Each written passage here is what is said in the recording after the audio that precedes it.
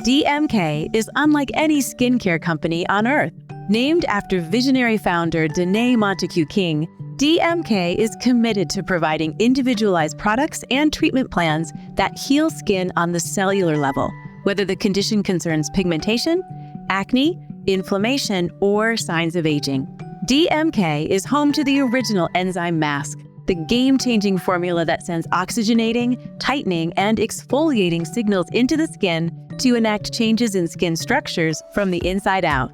At DMK, we believe everyone deserves to feel the confidence that comes with healthy, beautiful skin. Learn more at DanaeMKing.com. That's DANNEM King.com. Enhance your practice and your income by discovering the transformative power of Celluma Light Therapy. Clinically proven and FDA cleared, Celluma's innovative LED technology addresses issues at the cellular level, promoting healing and rejuvenation. Whether for acne, aging skin, pain relief, hair restoration, or body contouring, Celluma Light Therapy delivers professional results in clinic or at home. Ready to help your clients feel their best? Visit Celluma.com and start your journey to becoming a Celluma professional today.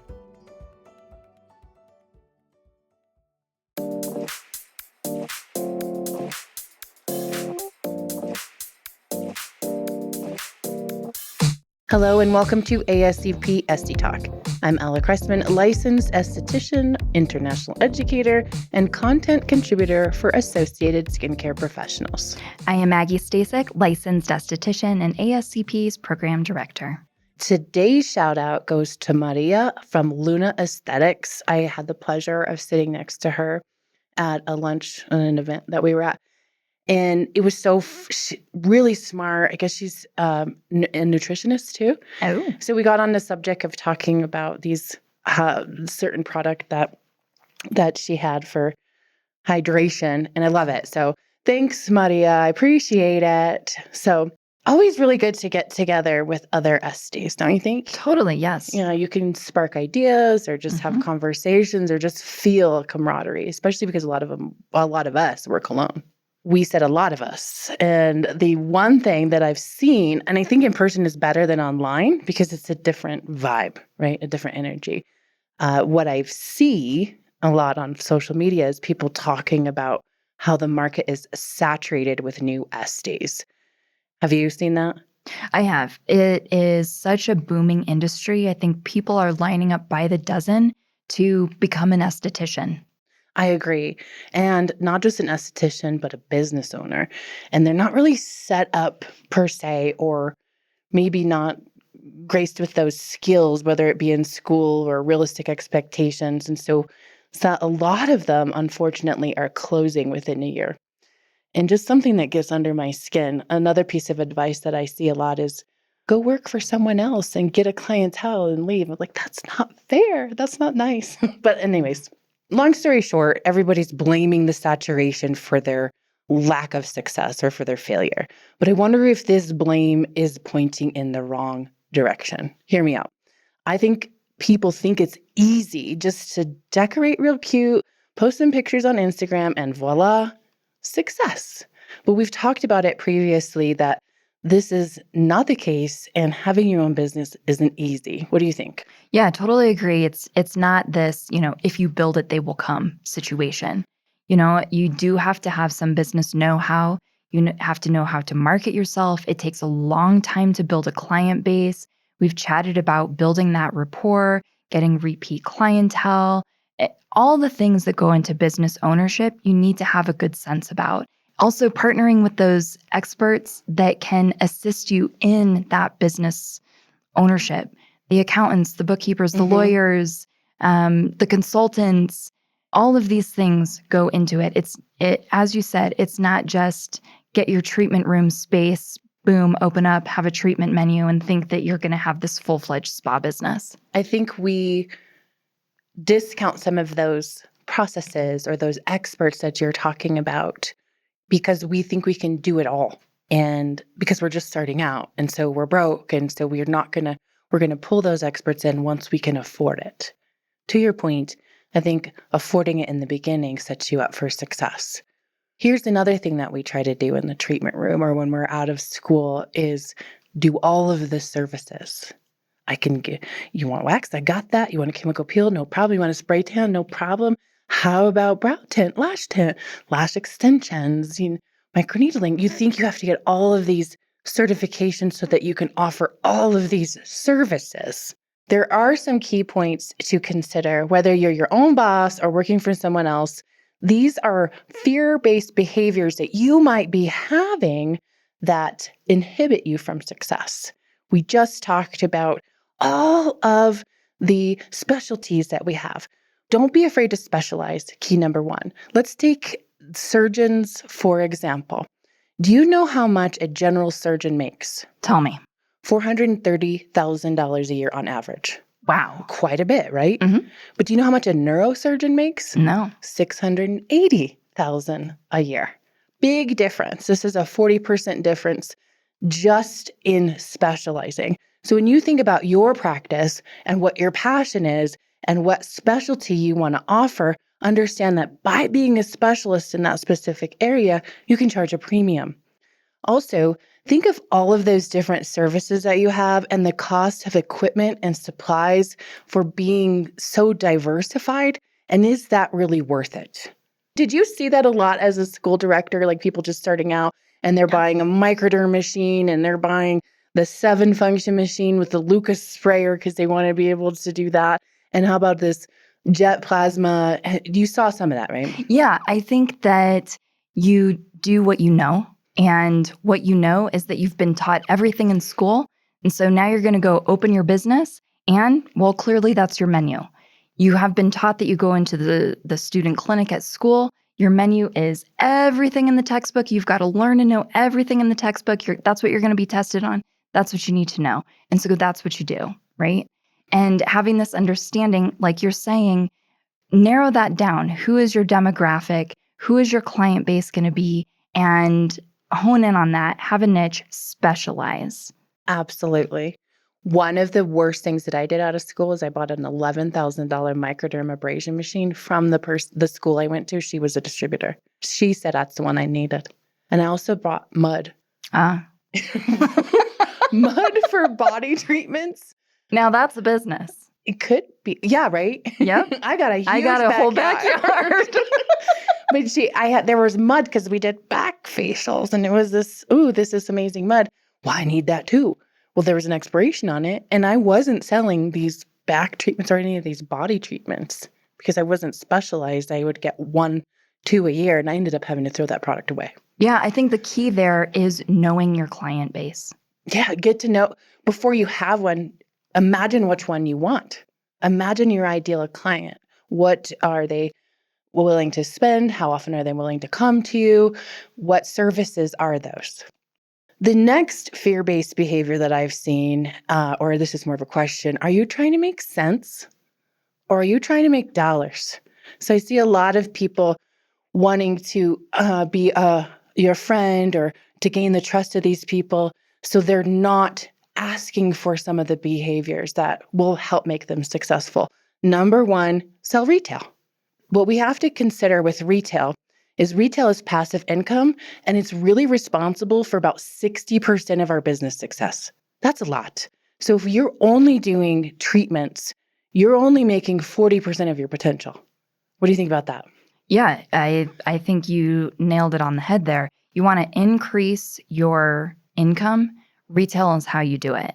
Mm-hmm. Retail and fill in the blank, whatever that is.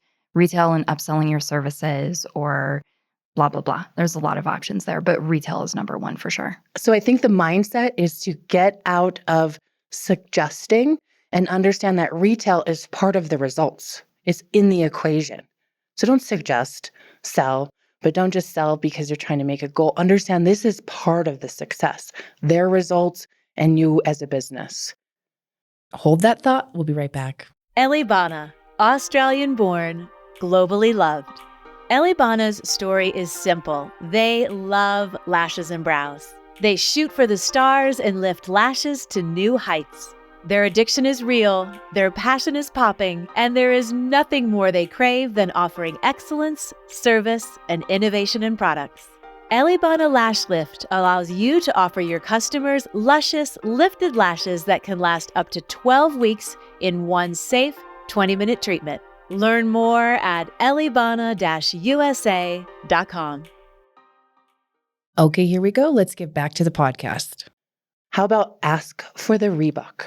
A lot of people are afraid, like, we get this question. So how often should I come in for a facial?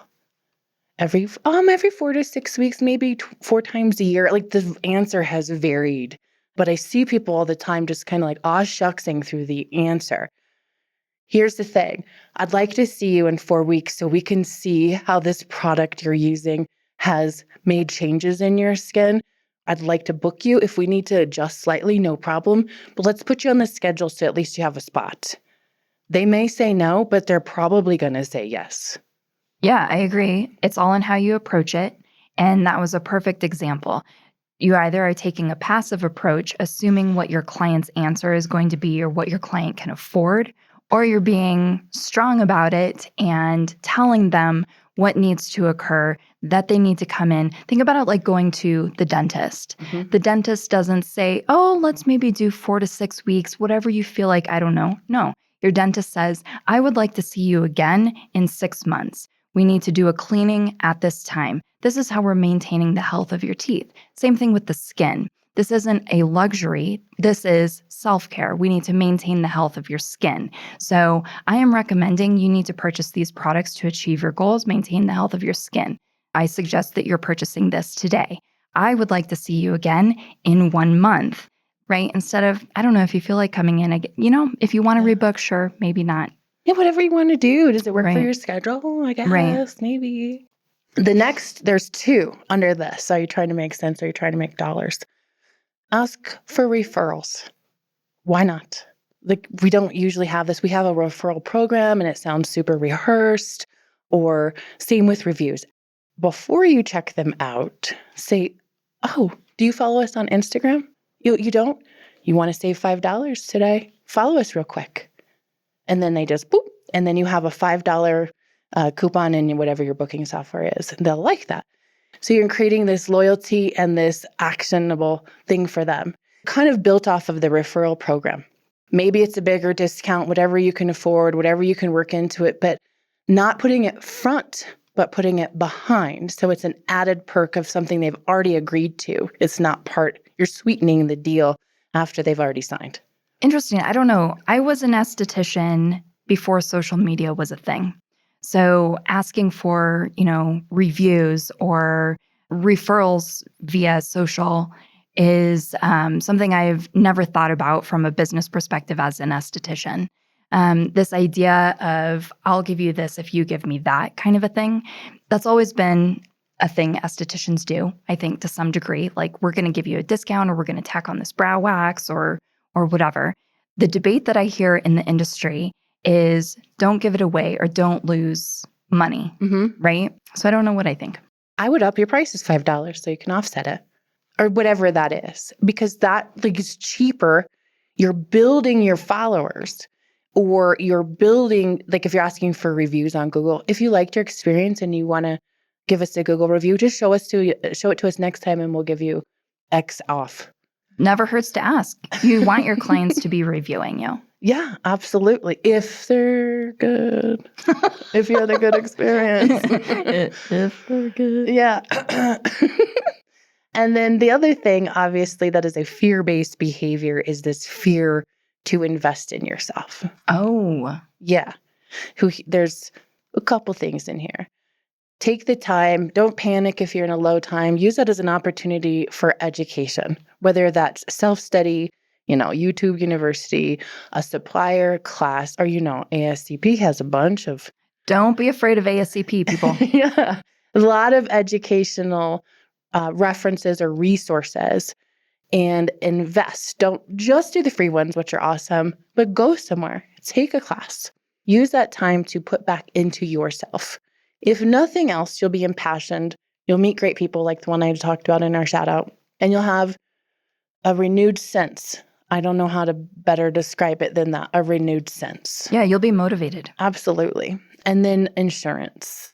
Don't practice without it. I see a lot of people that I don't see, but word on the street is there's a lot of people who think that they can't afford it.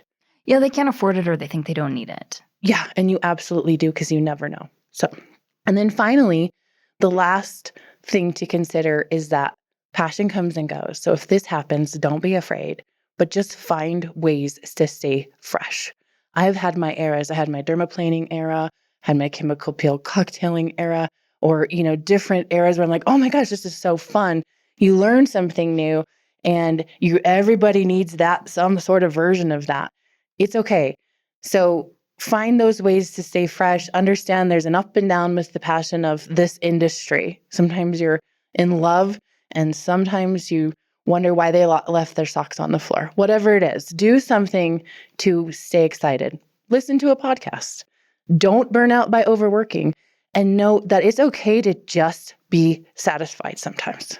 Totally. I agree. It's very easy to become complacent and get into the routine and lose your passion, lose your motivation, and all of these things that you've just been through, the education, even just listening to a podcast like Esty Talk can spark something in you. Changing up your menu, whether it's, every year or it's with the seasons, whatever keeps it fresh for you also keeps it fresh for your clients. And keeps it exciting. So to summarize, here's the key points to consider for not being let's call them brave points. 1, don't be afraid to specialize. 2, don't worry about the little things, worry about the money.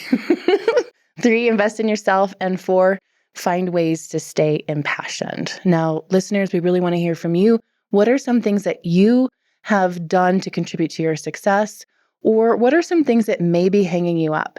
Reach out via Instagram, Facebook, or send us an email at getconnected@ascpskincare.com. We want to know all the details. In the meantime, thank you for listening to ASCP Esty Talk. For more information on this episode, or for ways to connect with Maggie or myself, or to learn more about ASCP, check out the show notes and stay tuned for the next episode of ASCP Esty Talk.